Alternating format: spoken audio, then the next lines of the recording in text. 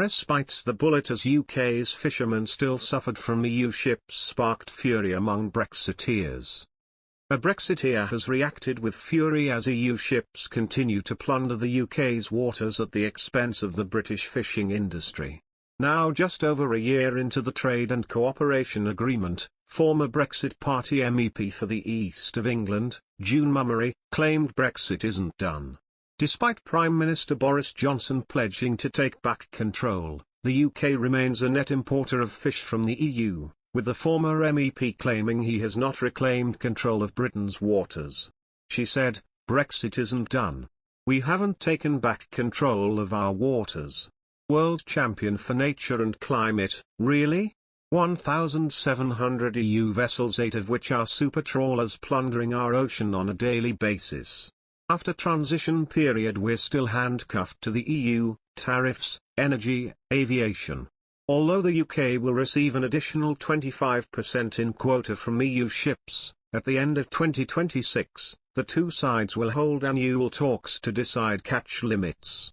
While the UK could in theory withdraw access to its waters, the EU could use measures within the deal to end certain tariffs on fishery products, while there is also a wider dispute mechanism which could suspend parts of the deal if either side does not uphold its obligations. Ms Mummery also referenced the government's own figures for 2020, where the UK imported 672,000 tonnes of fish. Those imports valued £3.2 billion, while the UK exported 423,000 tonnes of fish with a value of £1.6 billion. However, imports were down 7% when compared with 2019. In further figures from the Office for National Statistics, the industry contributed 0.03% to the economy. Of that percentage, 61% of that was generated in Scotland in 2019.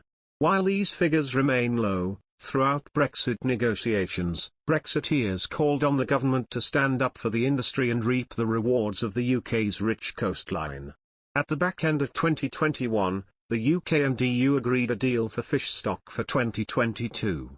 Despite the escalating tensions over Northern Ireland and fishing licenses in the Channel Islands, Grzegorz Podgorski, Slovenia's agriculture minister, whose country held the EU presidency at the time, welcomed the agreement.